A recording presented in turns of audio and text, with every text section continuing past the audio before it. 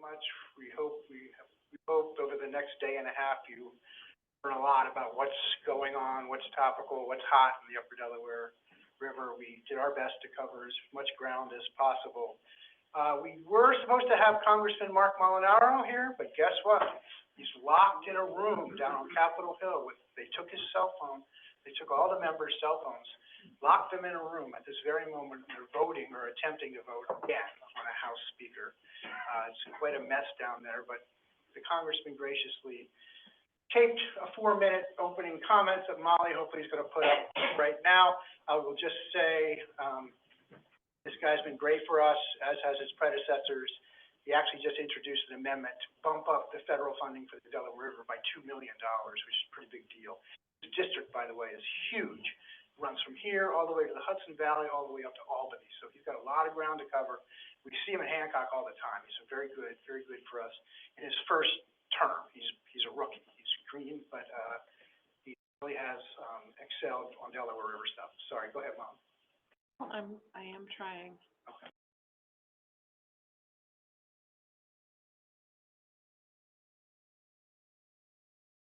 Morning. I'm sorry that I can't be with you. I am sharing. I think he taped this.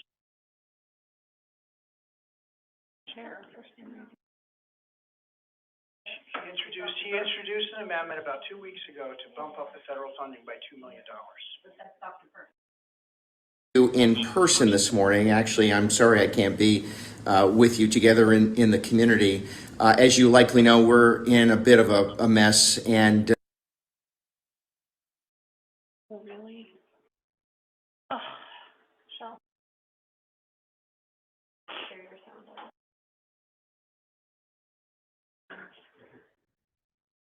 Want to share your sound.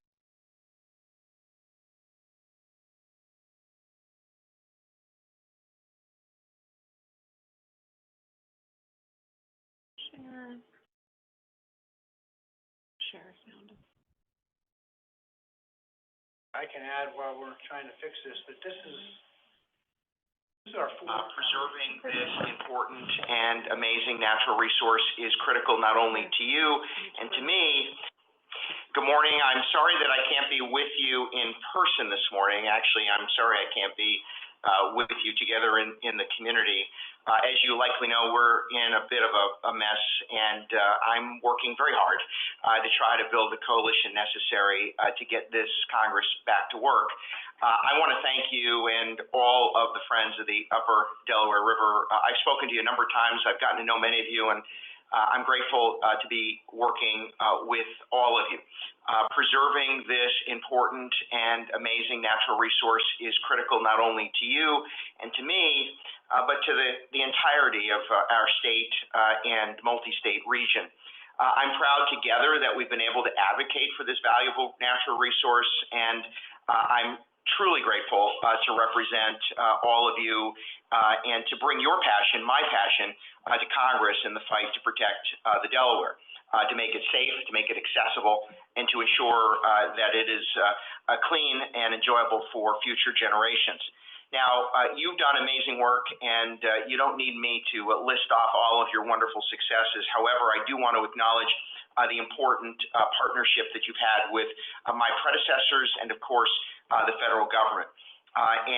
In this regard, we are truly grateful, and we've been benefited by the grassroots partnerships that you've engaged in all these years. Now, it's my honor to speak with you this morning and to recognize all of your efforts in the work of the amazing stakeholders in this conference, on this call, and of course, working in our communities. In Congress, as you know, I'm fighting for additional federal resources to support the preservation and access of the Delaware River. As a member of the bipartisan Delaware River Watershed Caucus, one of my first actions as a member of Congress was to introduce H.R. 1395. Now, you know this as the Delaware River Basin Conservancy Reauthorization Act. And I'm glad to partner with my good friend, Congressman Brian Fitzpatrick, in advocating for and pushing for this important reauthorization. Additionally, the legislation, as you know, would reauthorize and increase funding through and for the U.S. Fish and Wildlife Service's Delaware River Basin Restoration Program. I know the value and the work that you've done and important projects already underway, and that can continue should we approve this reauthorization and increase our commitment. As a member of the House Agriculture Committee, I will tell you that I continue to fight for conservation programs within the 2023 Farm Bill. Now, I've introduced a number of initiatives that I'm hopeful will be included in the Farm Bill, and of course, that requires us to get back to work. As an Ag Committee member, I have been advocating for upstate New York and our region and the very special and important balance we have between investing in both farming and agriculture, but also our natural resources. And lastly, I just want to acknowledge the work we're doing to address flooding and flooding preparation and addressing the impacts of climate change and the need for climate resiliency. Very important for us to be working together. As you know, I've spent every day of my adult life trying to make government work for people. And so, as I've said, it's a little bit distressing where we are at this moment, but I'm committed to fighting on your behalf, working with all of you collaboratively, and as soon as we get past this selection of a speaker, to be back with you in the community, not only learning from, but listening to you, so that when we're fighting here in Washington, we strengthen our voice, I strengthen my voice, and together we can make a difference for this amazing natural resource. God bless you. Thank you for what you do, and I look forward to our continued work together. That was we will relay our thanks to our United States Congressman from the 19th Congressional District in New York, which is that broad, expansive, sweeping geographic district that I just mentioned. So, flagship program that he's talking about, in case you didn't catch it, is the Delaware River Basin Conservation Act. That's the federal program that has put millions of dollars into the upper Delaware River since its inception in 2018.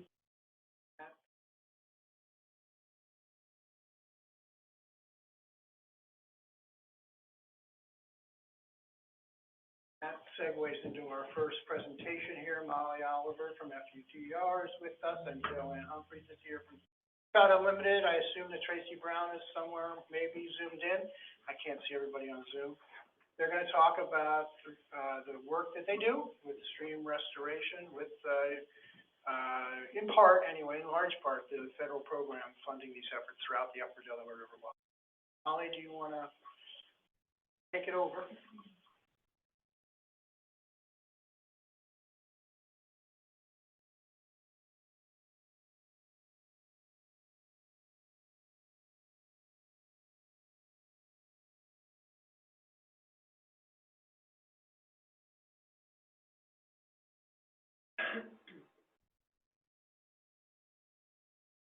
Everyone on Zoom here and see Tracy, if you. I can hear you and I can see it. Thank you. Hear you, and we can see you. Okay. I was having a kind of low level of confidence about the sound for this, but I think we're better now. So thanks, Jeff.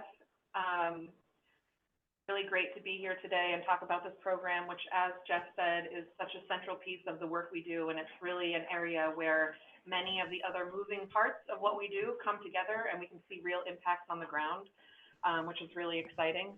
So I know I kind of gave a spoiler a second ago, but our once little tiny map that just had Deposit, Hancock, and Colchester on it has now much expanded from where we originally started. And you can see every star on this represents at least one project. You can see there's a few blue stars that have 2s or 3s on them because there's just not enough space to fit all the stars that would need to be there to represent every project that we've done at this point. And these stars represent 13 culverts, 13 miles of reconnected stream, which is really great for fish and other aquatic habitat. 9 habitat improvement projects. One of them, in one case, is, took place over 3 years. It was a 3-stage project. So for us, it feels like even more than 9. But this is kind of where we stand. From a couple of these projects date back as early as 2015, and I think the vast majority of the work started with funding that came through in 2019. So, a lot of this, we've really built a lot of momentum and really continue to implement projects at a pretty good clip. So, here's a couple of selfies. As we do this work, our partnerships are, you know, it's one of the most important pieces of what we do. You can see in the photo on the left, we were out in the field with a rep from DEC Region 3. And then on the right, these are 3 of our partners from the U.S. Fish and Wildlife Service. So, you know, we really developed strong relationships with them. We bring them, we talk to them in the field, we troubleshoot, and just, you know, just have a great relationship with them. So, you know, we're very, it makes for a great partnership because there's a lot of flexibility and it's very conversational and really makes for, you know, just a good working relationship. So the other key piece that I want to touch on briefly is just funding and how important the funding is. And we have a couple of lunchtime sessions, so we'll go into the funding in a pretty good level of detail. But just to give you an overview and set up the, you know, the project work itself, the funding from the U.S. Fish and Wildlife Service, which started in 2018, has been really essential to the rate that we've been able to move. And that funding requires one-to-one match. And so in order to kind of work toward that, our municipalities, our 2 years now line item in the New York State budget and the New York State DEC Water Quality Improvement Program have really been essential to helping us meet the match requirements. I just thought this is funny because I didn't realize that Tracy Brown was actually in this picture when I selected it as a background. So this is my little Where's Waldo. And I am going to actually hand it off to Tracy now. Hi, everyone. I'm Tracy Brown, and I'm the restoration manager for Trout Unlimited. And I work on a daily basis with Molly and Sherry and Jeff and the rest of the crew at FUDR, and also have a number of folks on my team that are diligently working in the Delaware and elsewhere in New York. And we're going to be lucky to hear from Joanne, who will go through in detail one of our projects that we completed this year. But I'm going to do kind of a quick overview of some of the other projects to give you just a sense of the work that we were able to accomplish this year. And one of those projects was actually done by Sullivan County and their partners down in that neck of the woods, was the recreation project focused on the Highland access.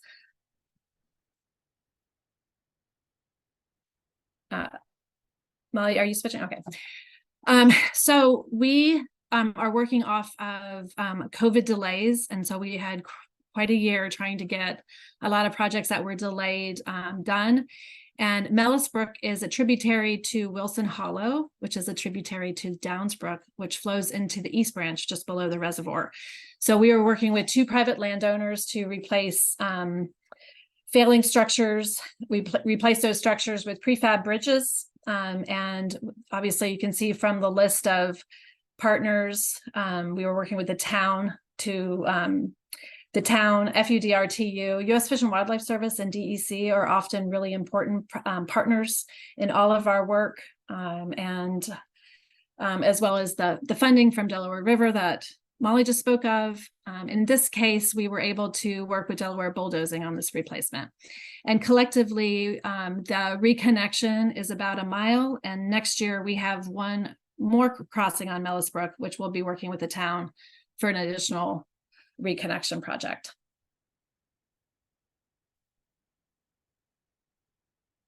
Next up is Fuller Brook, again in partnership with the town of Colchester. This was replaced. It's been on the docket for quite a while. You can see the before shot in the lower left hand side, and then the replacement. This photo was still during construction, but it is now complete and starting to green up. Looks really good. Our contractor on this one was Little Dave Stanton, which is one of our local contractors that we use regularly. Another culvert replacement, which we started last year with some delays, and we had some work to finish up this year, including some finalizing our in-stream structures and planting and such. This was on Federal Hill, which is a tributary to the Little Delaware in the town of Delhi. Town of Delhi Highway department was super important in this project, as well as Delaware County Soil and Water Conservation District. I have to say on this one has been on the docket for a long time. This is a passion project for Steve Swenson over at DEC. We worked for many years before the Delaware River Fund came into being, trying to get funding for this one, and then we were able to match the Delaware River Fund with the state WQIP funding to get this one replaced.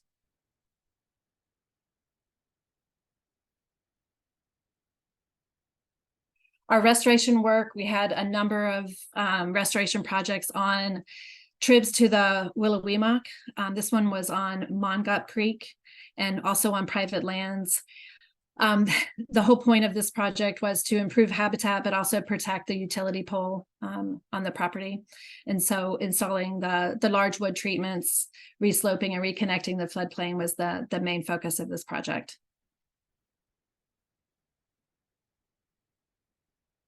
Laurel Creek culverts. This is in the upper watershed of Laurel Creek, which flows into the West Branch. This is also on private property and is currently underway. So this is under construction, 2 small and failing structures on private property, which will reconnect about 1 mile of habitat. Another restoration project on private lands on the main stem Willowemoc. It was quite a large project, rerouting of the old channel to establish floodplain connectivity and kind of a better channel dimensions, again, using the large wood treatment.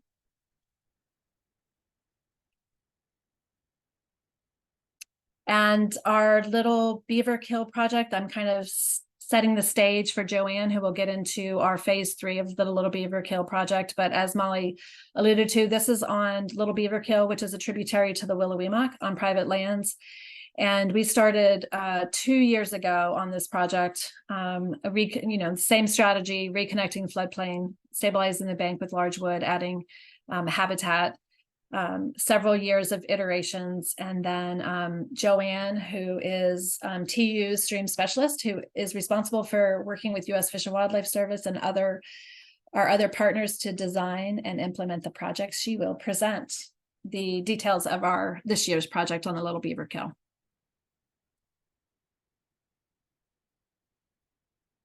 Everybody, I'm Joanne. I'm here to talk to you about our Little Beaver Kill waterline protection project starting for the town of Rockland. The waterline had become exposed several years ago, mostly because the channel is too narrow here. So even though we have plenty of good floodplain connection above and probably below, this particular section right where the waterline is was squeezed, and the channel doesn't have enough floodplain access, and it's squeezed at too narrow and too deep to make cross-sectional area, which causes infrastructure to be exposed. So we see that with water lines, sewer lines, et cetera, when they cross streams. So we had done all this work in 2021 and 2022 on private property upstream of that. That's in Livingston, south of Livingston, Maine. There's another photograph. This is what the water line exposed looked like in the I think about 2015, when the Fish and Wildlife Service first assessed this site. Our plan to address the instability. The water line is here. The flow is coming from the southeast. We're planning to build a rock grade control structure that tied into river right on the top of the bank. That would be the traditional shape of one, but with this one, because this is all muck, this is a former borrow pit in the river itself, which we don't do, nobody should do anymore. So Carl Schwartz came out from the Fish and Wildlife Service and helped us work through a better layout of the grade control structure. And we also wanted to reduce the radius of curvature of this upstream bank, because we were afraid it could, outflank and create some more scour over the water line. And so we proposed to move the bank over. Go ahead, Molly. Oh, okay, sorry. Go ahead or no? All right. Oh, sure. What? I think that will help. We didn't know that will goes into there. Oh, okay.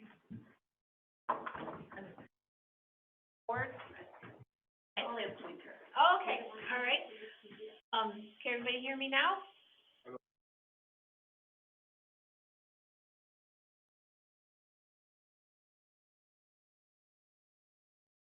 Hello? Oh, nice. I'm gonna sing now. Okay, so this is the cross-section, this was drawn up by Jan Dodici of Fish and Wildlife Service, when they did the original, survey years ago, but you can see that the original cross-section is too narrow, too deep, and so the, water line became exposed, and also because it didn't have a floodplain connection, because there was cover over the water line. And so the proposed cross-section, which improved the width to depth ratio and reduced the, drop the elevation so that we would have better floodplain connection, that's what we're going for. So then, wow. Okay. All righty, so thank you, Molly. Rick is standing on River Right, on top of the pipe that's exposed on River Right, which is pretty minor. You might even mistake it for a boulder, but the main part of the pipe was exposed on River Left. This is the, eroding bank. It doesn't look so bad because it's covered in knotweed, but knotweed is not resilient over the winter. And so, that bank, with its, steep radius of curvature, was very erosive. Okay, next. And so this is the, before picture. Here's the exposed line facing downstream. Here's the riffle right below it where we plan to put the grade control apex. The purpose of the grade control is to crank up the elevation of the bed and backwater the pipe so that the flow naturally slows down and the pipe becomes covered and surrounded by sediment naturally brought in by the river. And so this is the facing upstream from the water line where the town should place some riprap up at that eroding bank, and this is the after picture showing where we were able to move the stream over using the wood treatment that Tracy talked about, the tow wood, and putting a vegetated bench on top of that. Okay, next. Not familiar with tow wood, I just wanted to throw in a quick schematic. This is pioneered by Dave Rosgand, who's a fluvial geomorphologist. And so you're basically putting wood back in streams where wood has been traditionally lost from streams, and then covering the wood with fabric and vegetating those benches so it reconnects floodplain, protects the tow, and provides new habitat. Go ahead. Here's the size of the trees that we use. Those were harvested from the local private property owner. And this is the before of the bank facing upstream. This is just before we filled those fabric lifts up. And this is right after we got the fabric all wrapped up and over, right after construction finished on that. Go ahead. And this is kind of the habitat that we create, the undercut bank. We mimic that undercut bank with the wood, and it creates a lot of good habitat for fish. Okay. Here's the schematic of, obviously you can't see all the writing, that's not important, but the shape of it I wanted to show. Go ahead. This is the grade control structure that backwaters the pipe, which was exposed over here. So this is just when he was about to, almost ready to finalize that elevation. Go ahead. But we also had to make sure that we weren't going to create a barrier with our new structure. So here's the pipe. I don't know if you can see it. It's now under about a foot of water. Go ahead. And this is the final grade control project, and we have to monitor this over the winter and spring to make sure that we didn't have a barrier and that we can shift any rocks that we need to. We have a couple more rocks on site. Okay, next. And this is the contractor, Rick Barnhart. Some of you might know him. He's awesome. This is big blue stem that Carl identified and wanted to save. This is sycamore that I wanted to save, and there's the sycamore that he pulled out and replanted for me. Go ahead. And now we'll talk about Mellis. That's a surprise. No, we're talking about Cooks. Okay, so this is 147 Mellis. This is a pipe that the town of Colchester had put in several years ago. And you can see it's a barrier. It's overly narrow. It has the hallmark of the undersized crossing. It's got the big scour pool. It's undermining the wing wall here. And you can see this is a big crushed part of the pipe. So this is a private driveway. We replaced it with an ADM prefabricated bridge on ready rock blocks and put in some grade control. So before we had about a foot and a half perch of the pipe, and after we have the good passage all the way through and a stable driveway for the landowners. And Molly was awesome, making sure that landowners were on board with this project throughout. So Okay, and here's Laurel Creek. This is one of my favorite projects of all time. I've been doing this a long time. This is one of my favorites. This is the Millennium Pipeline, and this was a repair that they did years ago, Dominion did years ago, because of the creek had changed course. It used to flow over here, and then it kind of did a switcheroo, and they put in this concrete block grade control, but it incised, just like the water line incised. And so we were able to come in last year. Jeff Benson did this work and built a series of grade control structures. So this is actually looking at the same perspective. So it looks so nice. And Cooks Brook, this is facing upstream. I think this was taken in 2020, December 2020. The channel is about 20 feet wide. The pipe was about 8 feet wide. Surprisingly, it clogged with wood all the time and flooded the road. This is important because the town of Colchester has critical infrastructure up that road that they have to access. And so we were able to come in, go ahead, again, over large scour pools, perched culvert, undermined wing walls. We were able to come in and replace that undersized box with a box that can take 1,355 CFS. And this is facing upstream with the new grade control structures. This was built by Dave Stinson.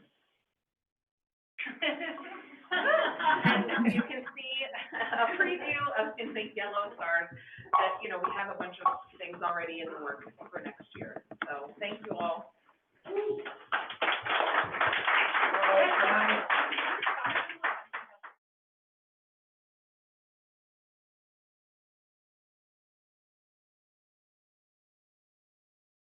Schedule here.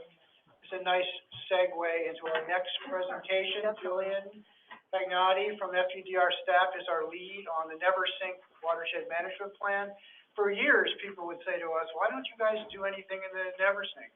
Now, TU has been down there for quite some time, but FUDR took us a while to get down there. We were kind of busy up here. And as we've grown and the federal program came into existence and our new partners, establishing new partnerships, we are now have a very active program going on in the Neversink. I'm not going to steal all your thunder, Jillian, but this is a federal grant from the federal program we've already talked about, Delaware River Basin Conservation Act. It actually went to Sullivan County Planning Department. We're happy to have Heather Jackson here. Heather is the recipient of the grant, and then they contract out with FUDR and TU to do a lot of the work of the grant that you are about to hear as soon as we get the presentation up.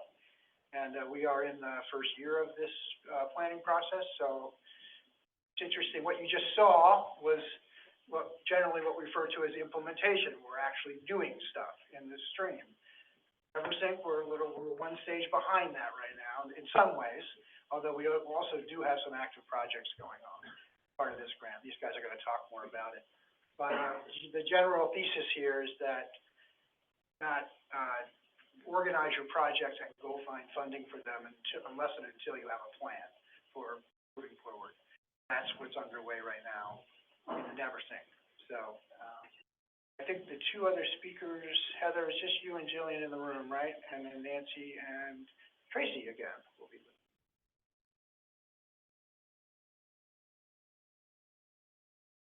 While we're doing this, does anybody have any questions we can sneak in while we're getting this organized over here?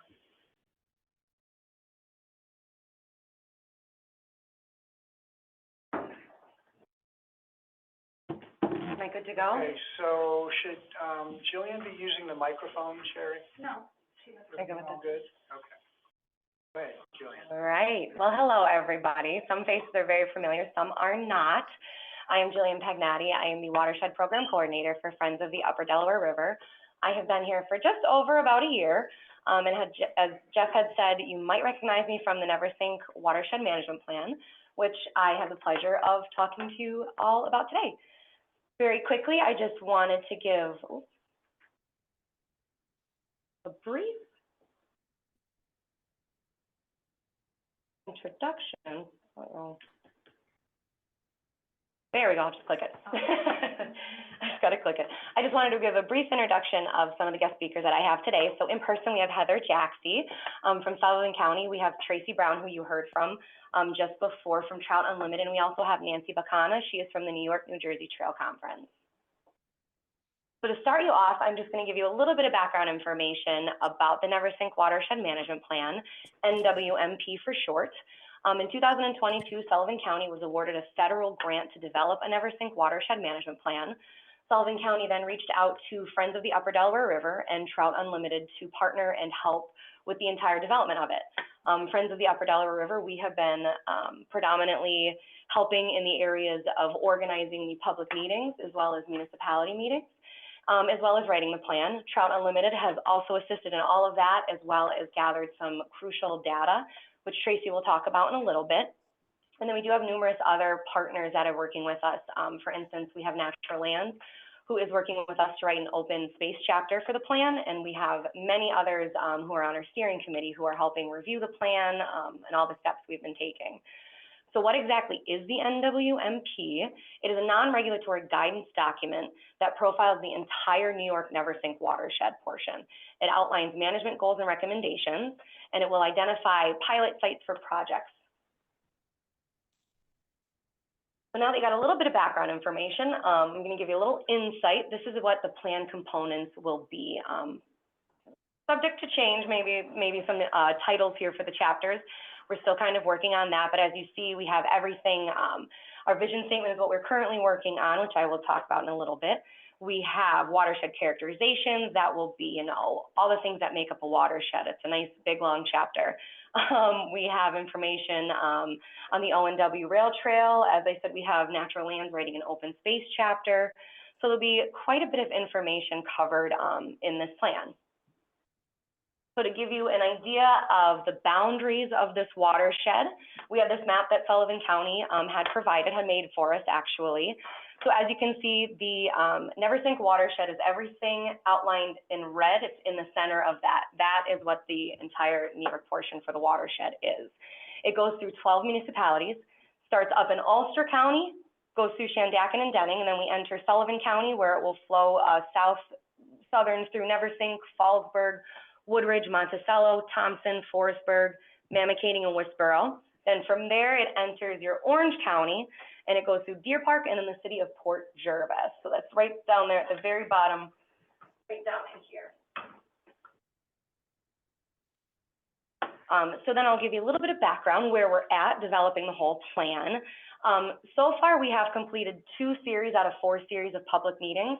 Our first series happened at the very beginning of 2023, the winter months, and they were all virtual. They were very just educationally based. What is a watershed? How do you define the boundaries of a watershed? What is a stream?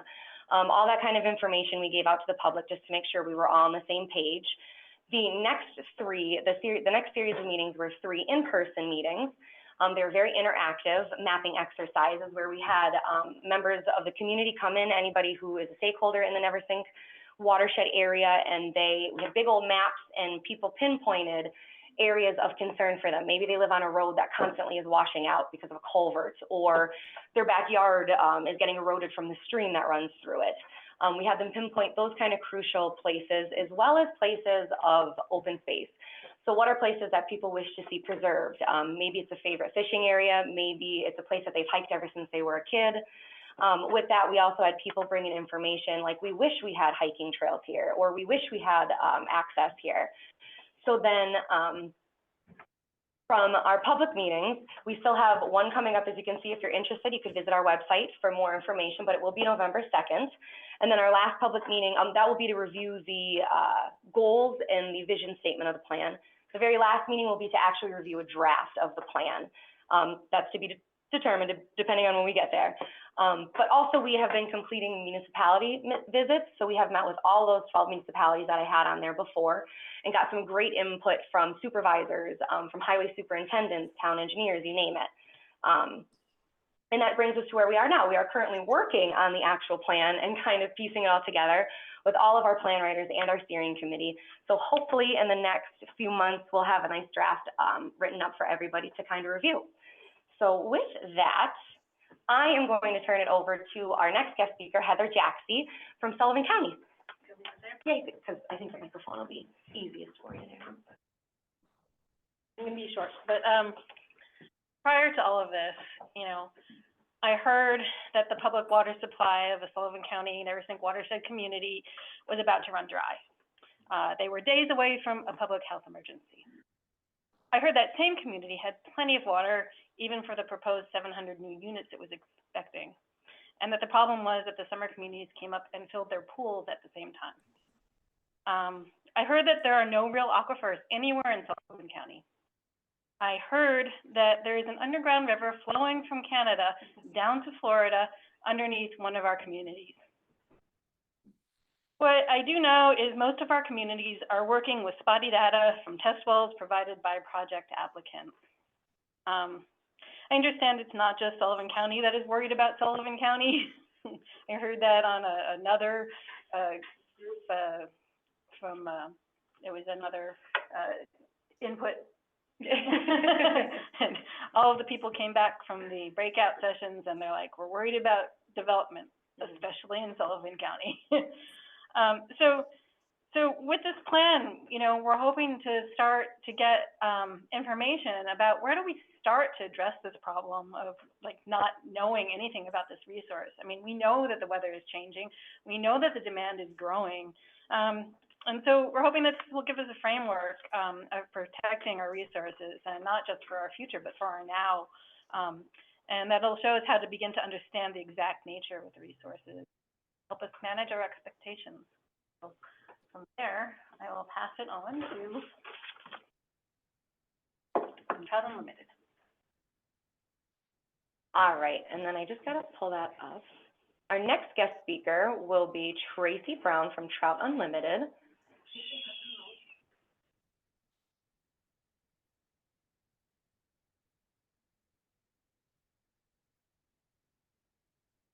All right.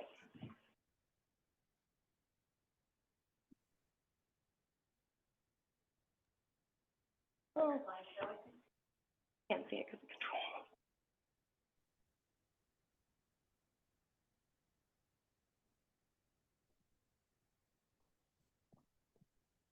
How are we doing for time, Sherry? She left.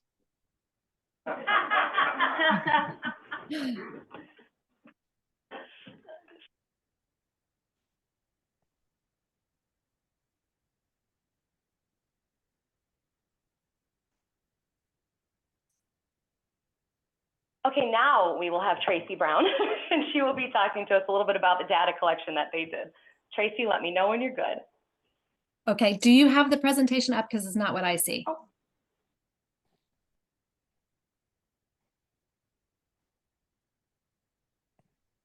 On computer.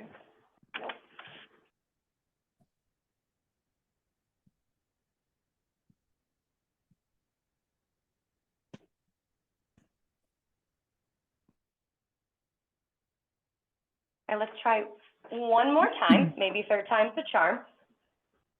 Perfect. It's up There now. we are. Now, Tracy, you are good. Okay. Hi again, Tracy Brown with Trout Unlimited. And no surprise, I'm going to talk to you a little bit about culverts. And I wanted to kind of recap why culverts are so important. And TU's role in the Neversink Management Plan is really trying to understand current conditions and start to really fill out what could be potential meaningful implementation projects. And so culverts and infrastructure go hand in hand. And all the culverts that we presented in the last slideshow were really a result of kind of a rigorous survey, prioritization, and discussion before we got to those particular culverts to replace. And so you can imagine that you know, culverts from a community perspective are important for safe and resilient road infrastructure for all of us. And at the same time, those same culverts can be barriers to aquatic organisms like trout and others. So where we have been successful is marrying that idea of how can we improve infrastructure as well as improve stream condition and access for trout to complete their life cycle, including spawning, feeding, and finding cold water to hang out during the summertime. So what we know from doing this in many locations is that the local towns are really responsible for a majority of the road infrastructure. And I'll show you the data from the Neversink at the end of the slideshow, but towns have a lot of road miles. They have a lot of crossings to manage. They have limited budgets. And where we have been successful is coming and working really closely with the towns to identify those crossings that can meet multiple objectives and be able to provide funding to our communities to help with those replacement projects.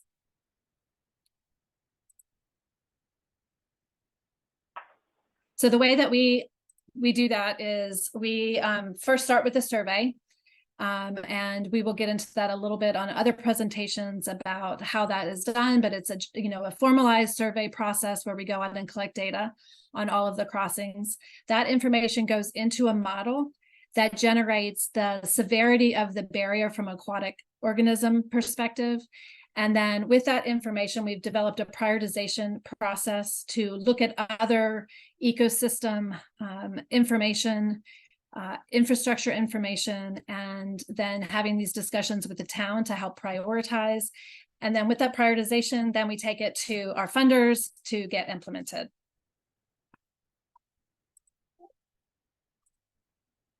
So our survey model or process that we use is called NAC, and it's standardized and used in many states.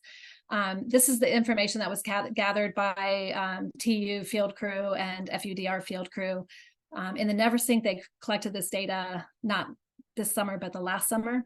And they're looking at all the different components of the crossing, the road type, flow conditions, the type of structure. All of that information is then inputted into the model to determine the barrier significance. And then, as I mentioned, we go through this prioritization process. We have kind of the idea of what the aquatic benefit would be, the hydraulic capacity, really understanding what kind of the way we can reduce flooding if there is a flooding issue. And then working with the town to understand the maintenance issues that they might have, the failing of the structure, and any other kind of feasibility for these kind of replacements. And then from that, the idea world is that we distill that down and have this one ideal crossing that might be able to be funded. So in the Neversink, we are in the process. We're kind of at the tail end of that process. We've collected all the data, and all those dots on the map of the Neversink kind of represent a road stream crossing. The significance is the color. The bright reds represent the barriers. Orange is kind of a moderate barrier, so a barrier during different flow regimes. And then the green are all road stream crossings that are not a barrier. And again, for the Neversink, our goal was to work with all of the towns and see if we could come up with one priority structure in each one of the towns that would end up on the priority list to move forward with funding. So interestingly, I did show the data when I was crunching the data for each of the towns, just to kind of demonstrate the importance of working closely with the towns because of their the percent of crossings that they're responsible for. Total, we surveyed just over 800 crossings in the Neversink. Of those crossings, 163 are severe or significant. And that's kind of disconnecting over 70 miles of stream habitat. And then when I look at that in comparison to, what streams are classified for trout or trout spawning, that disconnection is about almost 45 miles of potential benefit to trout resources, which I find that super interesting. So this is kind of the process that we use for identifying those priorities that we move towards implementation. All right, thank you, Tracy. Next up, we have Nancy Bacana.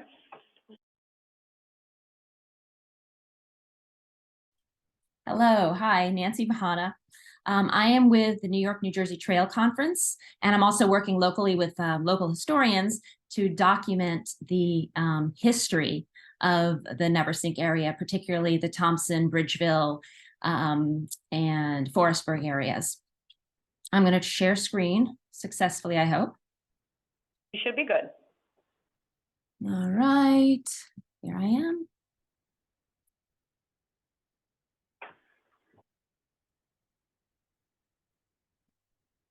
All right. All right. So again, with the trail conference, we've had a lot of really good information here. And I get to be the palate cleanser. I have the easy job because what I get to talk about is my role as a historian and the beauty of the Neversink, why we care about it. First, before any talking, I wanted to show you, give a look and a listen to what the Neversink has to offer. Ooh, not going to miss that.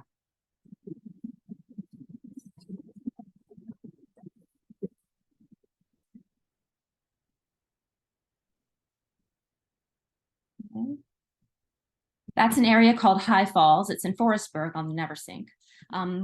And it's not part of my tour because it's almost 6 miles from the trailhead, but it's a beauty spot. There are so many beauty spots along the Neversink, particularly in my area because of the unique area being protected by the DEC. So we have access, which is wonderful, and we'll talk more about that. I have never gone down this far along the banks and not seen a bald eagle flying up or down the river. The area supports beaver. I've seen beaver coming back and the damage they can do to the trees, but they're very cute. We've got black bear, foxes, blue herons. It's just a fabulous natural resource. I learned the difference between mountain laurel and rhododendron. The area is teeming with this. The whole watershed provides these gifts to us. And of course, we love the trees. These trees were not here probably in the 19th century because at that time, the lumbermen loved the white pine tree and cut them down. And the tanners loved the hemlock bark, cut those down for curing leather. And there was erosion, as you can imagine. The Neversink watershed's been through troubles before. Effluent went into the river unstopped, unchecked. The trout suffered, but things have come back. And there's a lot more work to be done, but you can see a lot of hardwood trees took advantage of the open canopy after the damage had been done, for industry. And we have a beautiful, beautiful forest. I want to talk about inspiration. This is a woman named Carolyn Klaus. She became a Hudson River painter. She spent her girlhood into her teen years as the daughter of a mill owner in Forestburg. And I just like to think that she carried a lot of that with her, her inspiration from the Neversink area when she went off and did great things. Another inspiration, walking along a bank, you might run into a chair. Somebody wanted a seat. They wanted to look out over the beautiful river, and they built a chair. It's not there any longer. It was just an anonymous little gift. Going back into history, we have the lumber industry was enormous in this area. It's fascinating. The communities that once took over the gorge, the Neversink River Gorge, are fascinating. I can tell you much more on my tours.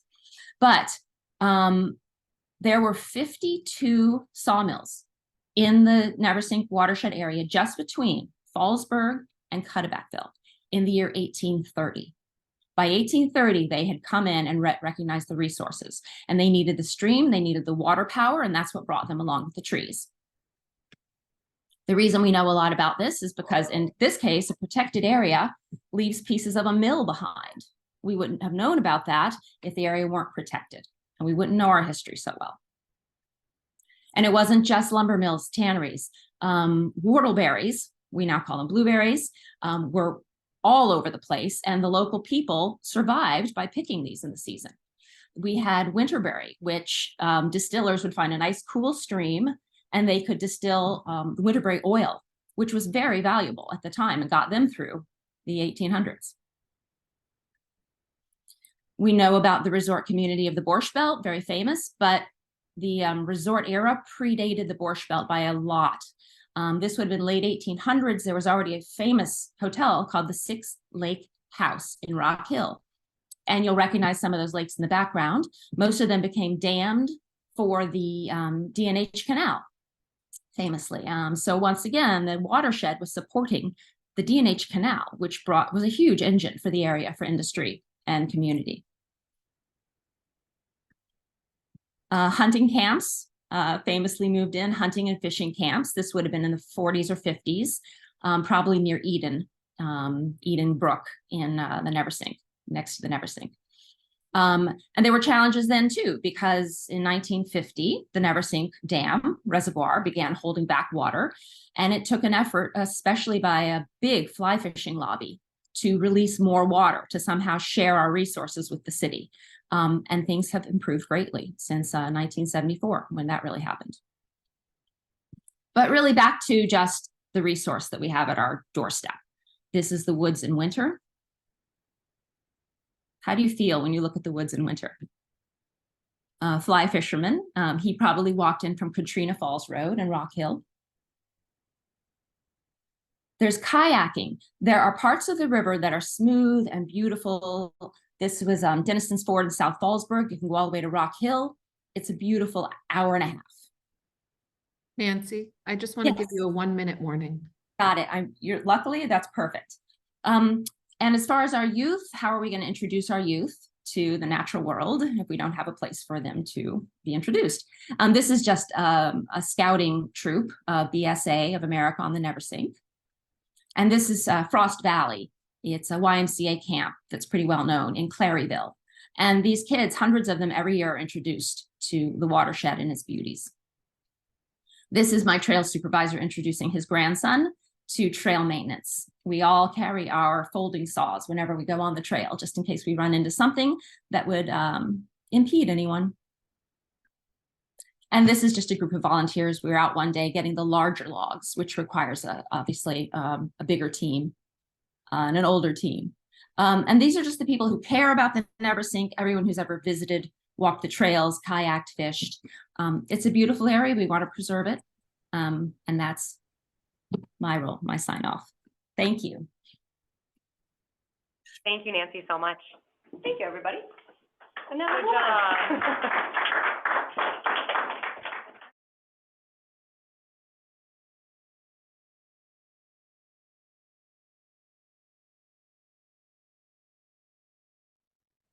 Reconvening.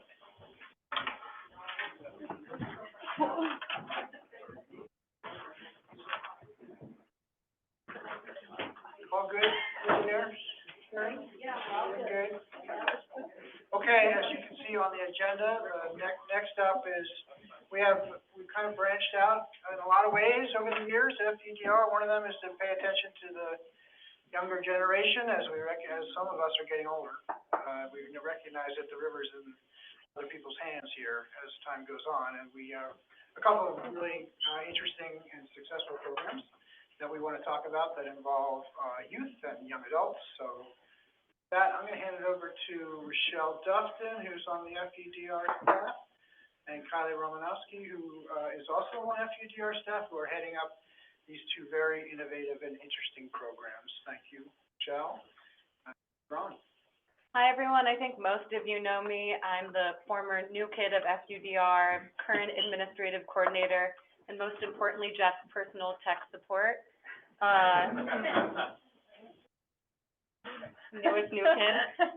Youth education and outreach are an important part of our mission at FUDR, and the two primary efforts that we promote are our fly fishing camp for ages 12 to 17 and our Upper Delaware River Conservation Corps for ages 17 to 26. The purpose of youth outreach at FUDR is to introduce kids and young adults to resources and services that can lead to positive life outcomes, such as education enrollment, increased work experience, and permanent employment. Studies show that children and young adults who have positive experiences around the river and conservation will go on to support this work in the future. A lot of what we do has immediate impacts on our investment in our youth. Immediate impacts, but investment in our youth is something we hope will come back to benefit our community in the future. We feel it's important to help create opportunities through our youth programs, not only for future generations, but long-term impacts to our streams, resources, and communities. One of the ways we help youth gain a better understanding of the importance of conservation is through our fly fishing camp for kids, which I get to sit on. One of my favorite parts about my job. So I'm going to share a quick slideshow with you. Everybody see that?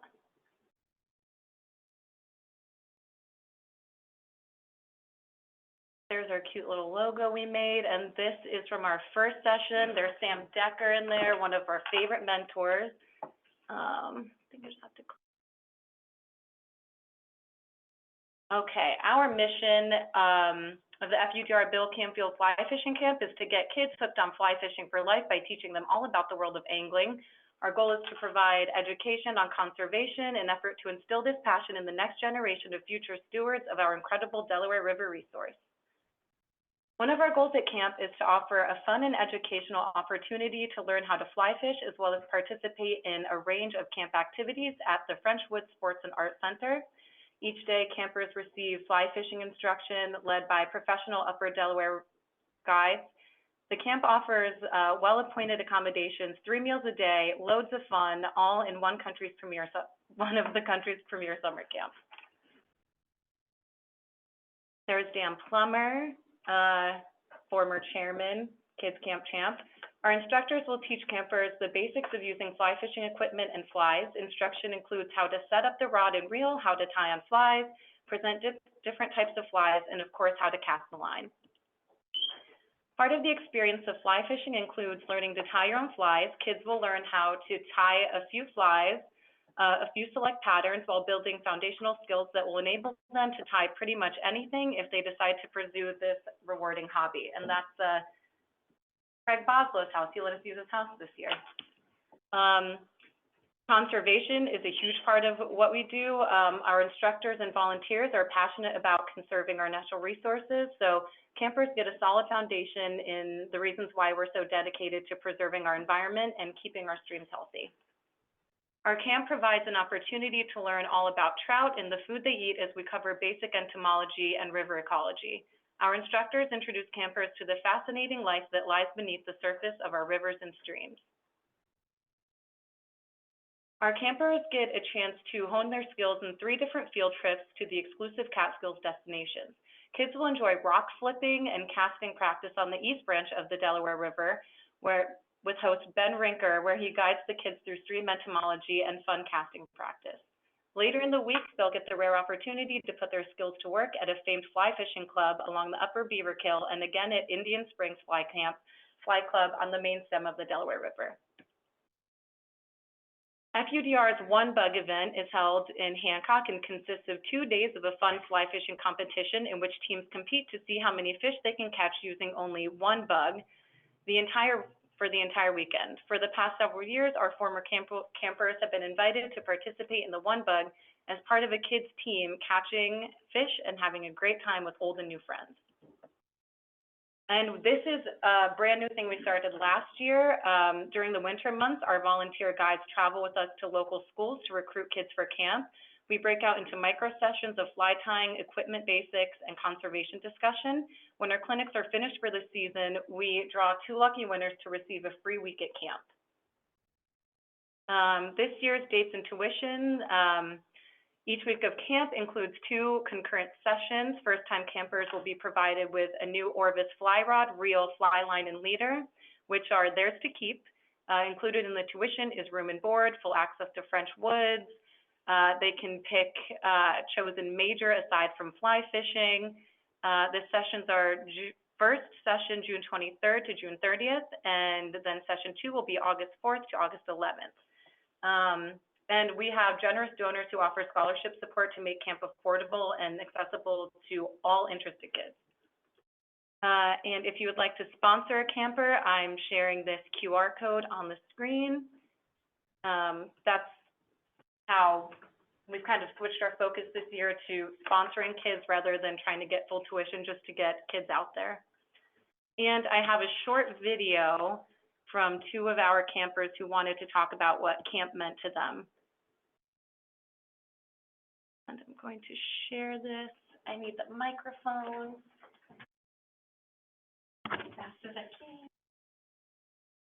There you go. Work.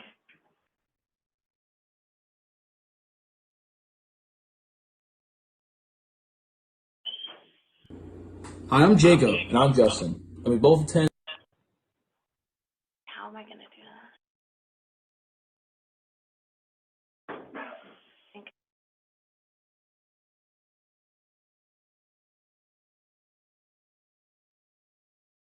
I don't remember how we did this before.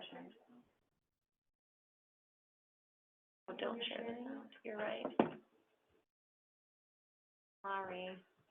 Share the video without sound, Shell, which is maybe what you're already doing. I'm Jacob, not Justin. Okay. We both attend the Bill Canfield Fly Fishing Camp.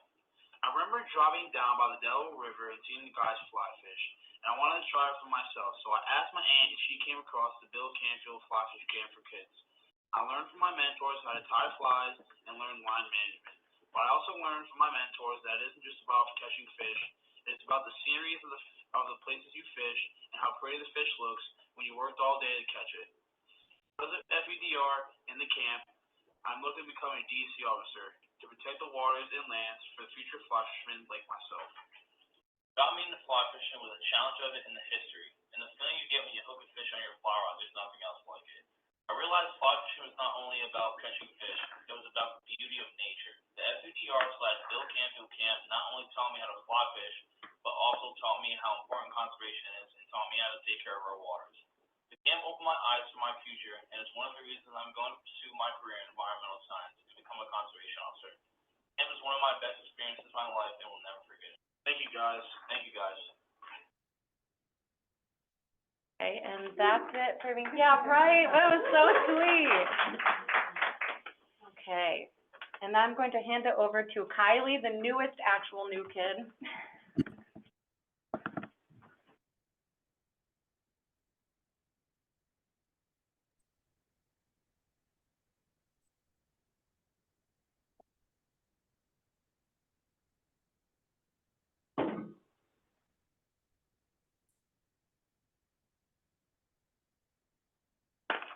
Michelle, can you take time?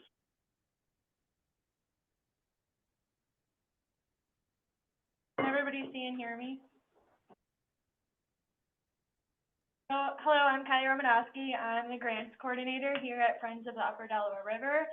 I, along with Kyle Glenn and Jeremiah Stone, who both work for Trout Unlimited as stream restoration techs, are really excited today to talk about what the Upper Delaware River Conservation Corps has been up to. Trout Unlimited and FUDR work together to create the project schedule for the crew each season, and I'm now going to pass it over to Jeremiah Stone, who's going to first be talking about the 2022 season. Hi, everybody. Jeremiah Stone here. I just want to thank everybody for having me today. I'm the stream restoration tech, as Kylie had mentioned, working in partnership with FUDR. I had the privilege of working with 2 years worth of crews. The UDRCC folks, they're passionate young individuals, super eager to get into this field. There's 2 features to each season. First, career development, as well as just being out in the field. So I'll be presenting the 2022 highlights right now, and then we can go into the 2023. So based off of kind of career development work, these UDRCC kids attend career days. They're learning about the work in the environmental professions. They work with numerous environmental agencies, DEC, resume help, as well as earning NAC certifications and first aid certifications. The major aspect of their position is mostly in-field work. In 2022, and I'll get into greater detail in the next slide, but these folks conducted over 1,100 NAC culvert assessments. They improved 8 trails on the ONW rail trail, invasive species control work, as well as assisting with fish surveys and macroinvertebrate work too. Next slide, please. So as I mentioned before, in 2022, the UDRCC folks conducted over 1,100 culvert surveys. So what is a NAC survey, you might ask? Well, it's a detailed survey or assessment of a road stream crossing. So the Upper Delaware region is one of our priority waters with TU. So we map the whole watershed out, and we mark each and every road stream crossing, and we send our crew members out there to assess these sites. The assessment consists of, structure measurements. You might get heights and widths, and lengths of the structure, the culvert, the bridge, whatever it may be, as well as stream data. So why are these important? We use this data that our crew members collect to prioritize structures for removal and restoration and replacement, and with the major goal of habitat connectivity. So a lot of these structures, and as you can kind of see in the slides to the right here, they're barriers to aquatic organism passage. So fish cannot reach their summer refuge, especially, when water temps rise, they're not able to reach spawning habitats. So we use this data to prioritize which structures to replace, and with hopes of increasing aquatic connectivity. In 2023, we also, with the UDRCC folks, we conducted several hundred more culvert surveys along the Willow and other sites within the Upper Delaware. So they did a lot of great work, and it was for the 2023 portion, it was kind of a minor part of their season, and Kyle will get into the rest of that, but next slide, please. So this final slide is just kind of showing a few pictures in the field. On the left there, we have our 2023 crew kind of lined up at a bridge that they had just assessed. This was in the original training. A few pictures of them kind of doing some of the survey work. And then that kind of bottom middle picture there was our 2022 float trip along the Delaware with our 2022 team. So they're just great young folk, enthusiastic and passionate individuals. And I will pass it off to Kyle to kind of go over what they did this season. Hello, everybody. I'm Kyle. I'm right who you see in front of us as our crew from the 2023 season. FUDR had 6 employees and TU had 2. Overall, the season went extremely well, and we're very fortunate to have such an efficient crew out there in the field. Next slide. One of the main focuses of our research for this season was generating a temperature map for the entire Willow-Weemock watershed. We strategically placed water thermometers in mouths of tributaries that could be contributing cold water to the Willow-Weemock system, as well as many areas that we thought were too hot during the summer, especially during drought. As you can see, we have a nice even coverage of water thermometer points on the, it would be your left-hand photo here. Each one of those green dots represents one of our thermometers. We utilize hobo gear. It's reliable, and we did not lose one logger the entire season. So that right there is a major celebration. On our picture to our right, we have an installation of a temperature logger. If anyone's fishing these streams and you come across what looks like a small piece of PVC in the water, leave it alone, and I can guarantee you will not be pulling it out of the water yourself. These are hammered in with rebar, and a lot of times they get even more compacted as the season goes on, so they are not being removed even by flooding, so that's good. Next slide, please. The second component of our field portion was doing reach level and macroinvertebrate assessments across the entire Willow-Weemock watershed. For those who don't know what a reach assessment is, it's looking at a certain portion of stream that has been previously selected during a subwatershed assessment. During these subwatershed assessments, we look for key degradation features such as increased flow, increased turbidity, sediment aggregation, so large areas of rocky point bars extending into the streams. We also look at areas of high erosion and stream incising. And in total, we have collected approximately 17 miles of data from the Willow-Weemock alone and its tributaries. So that's a large accomplishment for our crew of 8. We really warred through a lot of waders this season, and we covered a lot of ground. As you can see on our reach assessment map, we also have even coverage of the entire Willow-Weemock watershed, and we have our reaches demarcated based on priority. Dark green are our moderate priority, light green are our top priority, which happen to be some of our stream restoration sites that we did this season, and yellow are our lowest priority. And they were giving these allocations based on public access. So we are fortunate enough on the Willow Weemock to be able to access a lot of our reaches due to public fishing rights. Our macroinvertebrate collection was done on each of these reaches. We looked at macroinvertebrates in a sense to see how they dictate water quality across the entire watershed.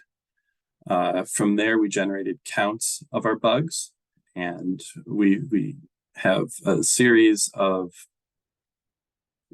allocations that we provide to each of our reaches based on macroinvertebrate diversity and counts. Of all of the reaches that we conducted macroinvertebrate assessments on, only one of our reaches have been flagged as unhealthy. And we're going to reassess this one next season to see if it's just a municipal water issue or if it's a reoccurring issue that we can settle in the future. One other thing I wanted to point out was our data. In order to increase redundancy, we had both paper data sheets, but a newly implemented this season, we're using the GIS Survey 123 platform. So in the field, either on or offline, we're able to upload all of our data into the cloud, which is very convenient, and it saves a lot of stressful days of seeing if we lost any data sheets. So, and to that, we'll go to the next slide. I believe it's Kylie. Thank you. The UDRCC was able to help a variety of other organizations throughout their season. They did several trash cleanups, and one in a nature preserve, the other one at SUNY Sullivan. They also got to help plant potatoes and do some weeding at Hope Farm, which is part of SUNY Sullivan, and visited Mammoth Canyon Environmental Education Center, where they helped remove invasive species and did some trail work. And all of these projects were really great additions to the UDRCC season. And the Upper Delaware River Conservation Corps was also able to do several workforce development activities throughout their season. They were able to earn their NAC certification, their CPR first aid certification. The crew was also able to get training in a variety of survey work, including aquatic macroinvertebrates, large woody debris surveys, GIS, fish, and much more. They also had some DEIJ training and were able to participate in mock interviews and resume building workshops. They were able to make a career plan and create portfolios. I'm going to share some of the crew's portfolios in these next few slides. These portfolios can be a great tool and can be sent to potential employers to get to know the applicant more and view their accomplishment. It provides more than just a resume, and it includes pictures, their interests, and much more.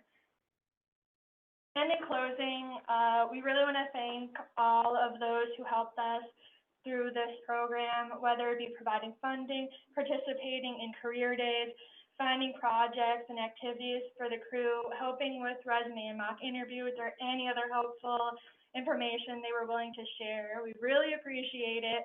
And these past few seasons would not have been possible without your help. And here is to a great 2024 season and beyond. So does anybody have any questions? We could take questions for either the camp or the UDRCC. I don't know if anyone will. That was such a great presentation.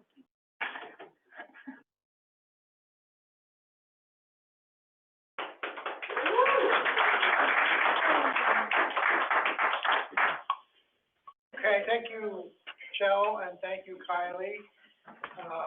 Haven't been in this work a long time.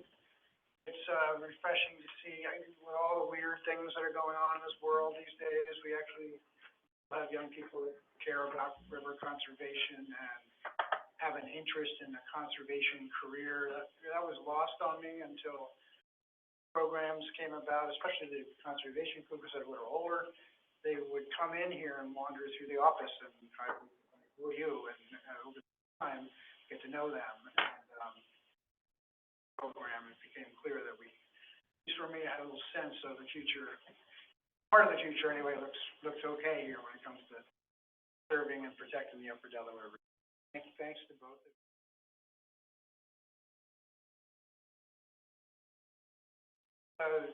One of the things, just to segue into the next presentation, one of the things about running a nonprofit organization is the engagement and role of the board of directors. And we are fortunate enough to have a good core group of board of directors that are smart people, have been around the river for a long time, have known FUDR for a long time, and I rely on them, all staff relies on them to help us out. They're not just there to be on a list of names on a piece of paper.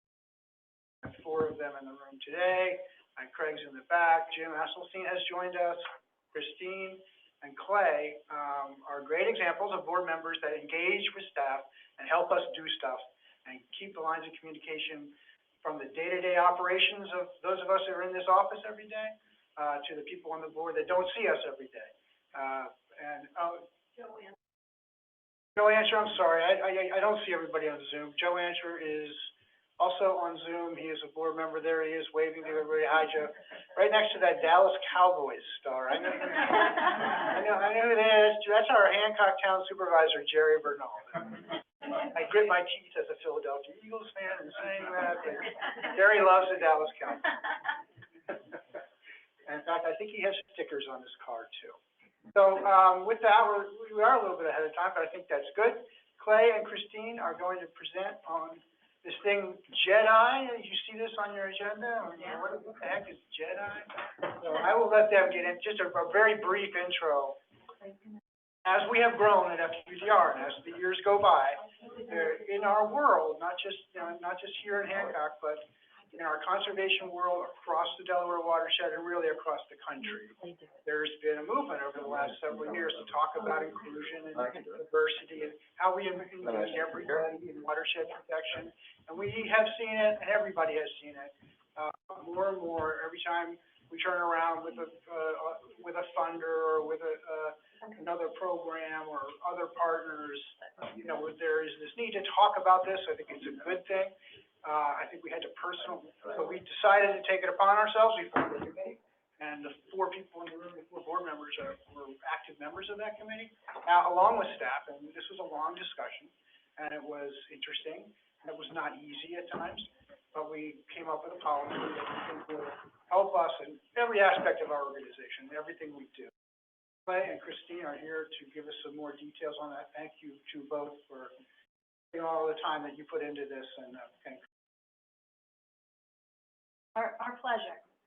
Yeah. Everyone can see the slides and hear us? if everyone could, if you guys could speak up. Okay, I'll do my best. We're here to give you some highlights.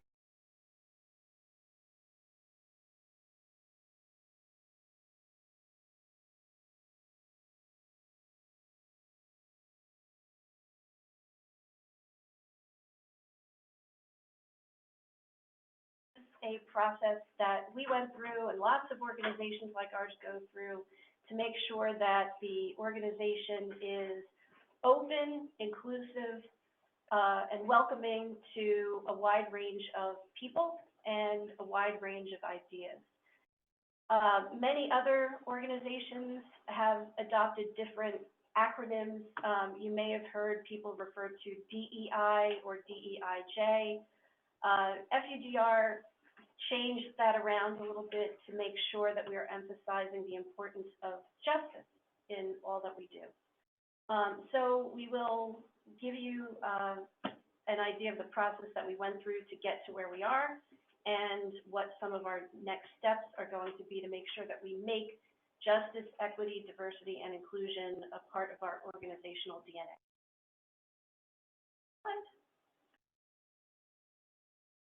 So I guess an important question is, why do we bother to do this? I've been on the board a long time. In fact, I think my membership on the board predates Jeff by 1 meeting. And when the organization began, it was really a small group of fly fishermen who got together to protect the river, basically for the sport fishermen who enjoy the resource. And FUDR has come a long way since then. The organization has grown and matured, and there's been a reckoning within the organization to understand that it takes more than a small group of people with a narrow vision to protect a tremendous resource like the Upper Delaware River. Now, FUDR has a wide range of stakeholders that have an interest in what we do, including angling community, but also local community residents, property owners, conservation groups that have an interest in the Upper Delaware. We have political representatives, like we started with this morning, who have a strong interest in protecting the resource. We also have local government and local business people, and many, many others. And it is only through developing a strong coalition with a wide range of voices that we can be successful.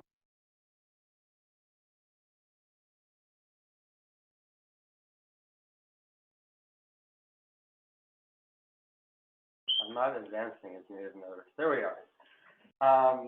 So the first thing that we had to really do in this JEDI process was to figure out what our goals were in this area. And so the list that we came up is up here, that we wanted to engage broader, more diverse communities for new ideas and points of view. So as Christine just said, starting out with just like a group of white fly fisher men, and it was mostly men, to more diverse communities, to diversify our membership and build a stronger, more representative organization, to recognize and acknowledge injustice where it exists and address it through our work, and to integrate this work into the fabric of our organization so it becomes really a deep personal part, a deep integral part of the organizational culture. For our goals, and we also wanted to be clear on what this acronym means to us. And, you know, you can look on the internet and you'll find all these definitions of like, what does JEDI mean and what does each of those elements mean? And we found some of it to be a little confusing and not all that clear. So we tried to come up with more clear definitions for our own use. So we came up with justice means fairness. Equity means fair play and even-handedness. Diversity means variation and multiplicity. And inclusion means admittance and development. So that's really what we're striving for in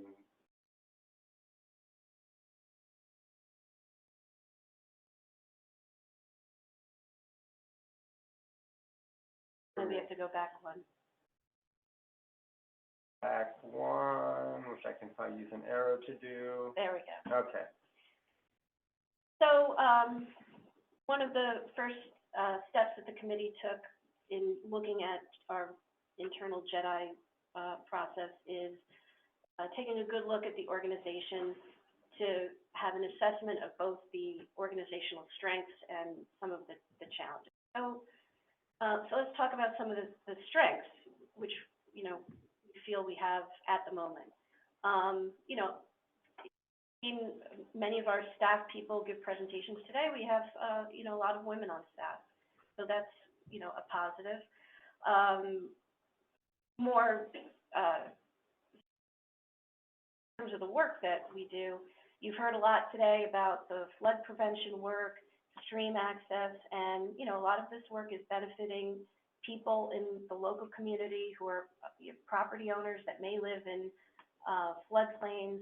And, you know, many times the people who live in these areas are, you know, people at the lower socioeconomic levels. So we're, you know, the work we're doing benefits, you know, not just wealthy people, but also people who may represent some of the have-nots. You've heard about the Delaware, Upper Delaware River Conservation Corps. Well, the young people that are involved in that program and have access to, you know, all of this great experience come from, you know, a wide range of socioeconomic backgrounds. You heard today about the Canfield Camp for kids. FUDR over the years has been making a tremendous effort to make sure that the camp is accessible, not just to the children of wealthy people who can afford the tuition for the camp, but to have scholarships available and sponsorships so that it's kids, you know, maybe from the local area who don't have a lot, who can experience fly fishing and really get to know the sport and develop a connection to the river. Didn't hear about FUDR's Veterans Program, but we do have a program for veterans and first responders. It's actually a couples retreat, which is a little bit unique. And, you know, each year there are people, again, who come from all different backgrounds who are introduced to the sport through that program. In general, you know, the FUDR, I believe, has come a long way in the type of work it does, developing relationships with local communities and helping local communities understand the benefit that the river brings to that community and to the local economy. But we have a long way to go. So next slide.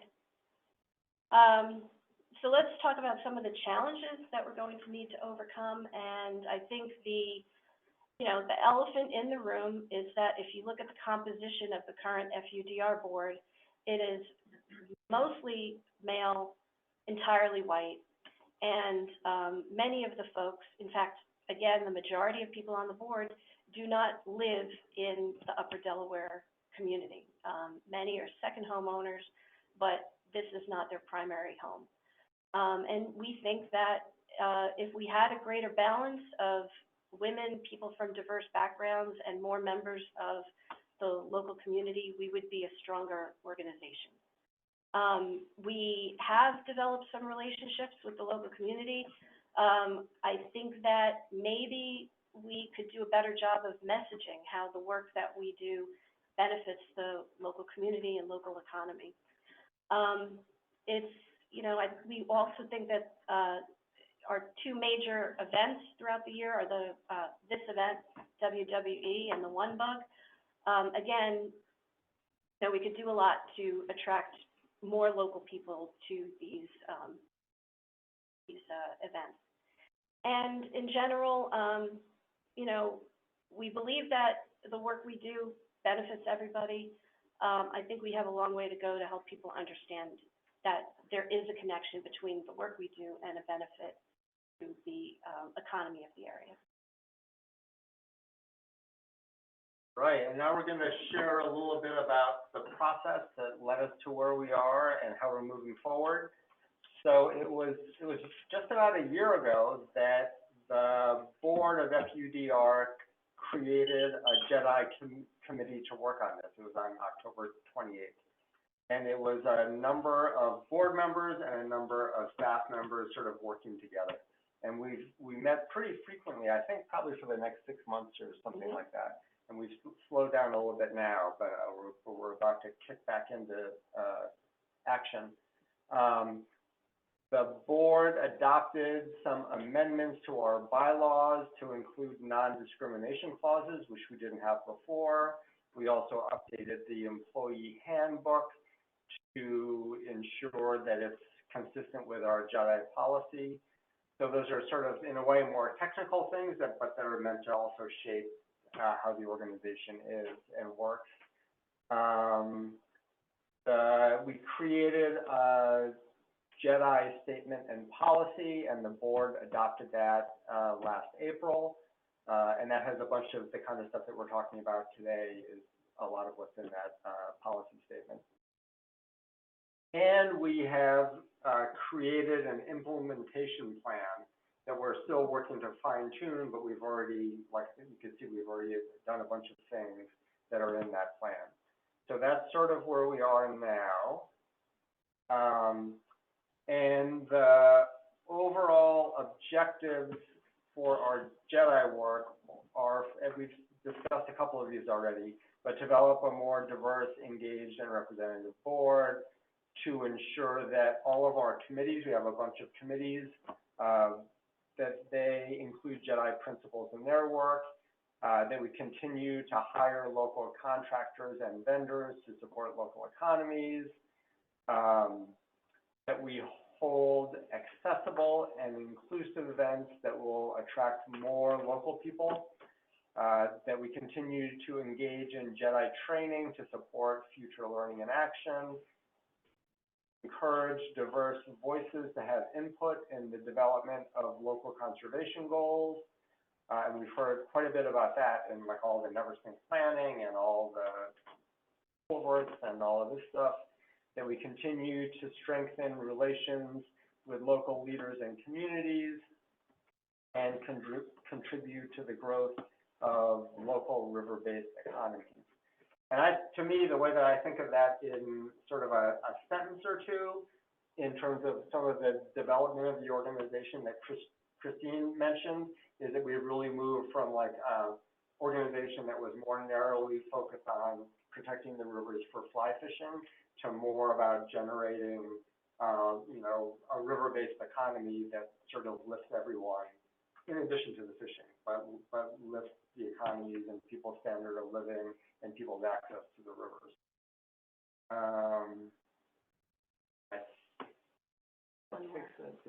Yeah. So, what's next? The committee is not an ad hoc committee. It's intended to be a standing committee that is going to continue to meet regularly going forward into the future and continue to improve our work in this area. You know, the Jedi landscape is changing. It is becoming something that organizations are taking very seriously, and we have a lot of work to do. In the short term, we have to finish our implementation plan. In the long term, we have to implement our implementation plan, and you know, this could be, you know, it's an area that we have to look at as, you know, not what we're going to do in the next, you know, 3 to 6 months, but what we're going to do in the next 3 to 6 years. I think that's our philosophy going forward. So we will continue to work on it and continue to keep our stakeholders apprised of our work in this area. So I think that's it. Is there any questions? I think we have a few minutes, so. Thank you, Clay and Christine, very good. I actually have a question. We have a little bit of time, so if there are other organizations in this room, I'm curious if you want to share, or we could talk offline at some point. Just, it'd be good for us to know, or kind of where some of the other organizations, nonprofits especially, where they're at with this. Are they ahead of us? Are they behind us? Are they at all? Learning to share. Yeah, have anything to share. We're, you know, this is brave new frontier here for us. So, I don't know. I don't want to put anybody on the spot, but is anybody? Trey, I see you back there. How's all this affecting the Delaware Highlands? Yeah, so we also.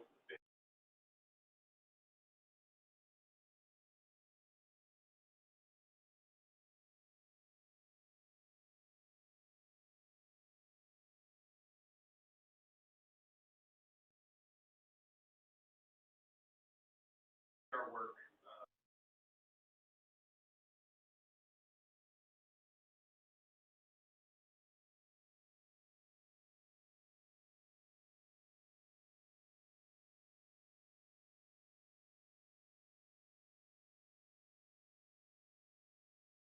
Thank you, Trey. So maybe we'll get a chance to swap. Jeff, can you summarize for those of us on the phone and just make sure whoever's speaking from the room has the microphone, please? Sorry about that. So I asked Trey Talley, who's all the way in the back without the microphone, for those of you on Zoom, who works for the Delaware Highlands Conservancy, which is another nonprofit here that's focused on land protection in the Upper Delaware. And, you know, we're not the only nonprofit going through this. So Trey relays that they too are looking at this. Sounds like they're in a similar place, moving ahead, and I suggested that maybe, you know, we could swap notes on kind of where we're at as we move forward. And, you know, we don't, you know, as I said a moment ago, this is embarking on new territory for us. So we're wide open to learning. We have tapped into the larger Delaware conservation world. Every time I turn around, I get an email saying, jump on this webinar and learn about DEIJ. Guess what? You know, they're not always maybe tailored to our specific needs, or they're not hitting the mark with us for some reason. I know Clay and Christine actually took some of their precious time and sat through one of these and came back to me and said, hey, maybe we got to, you know, think about some of this.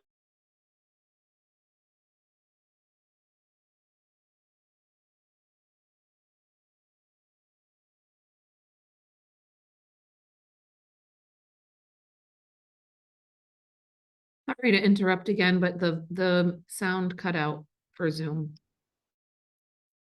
All right, sorry. So I'm not going to go all the way backwards, but the point of all this is not to just check a box, right? It's to integrate this into the day-to-day fabric of your organization, which we're still trying to learn how to do that, right? So any help we can get, any suggestions.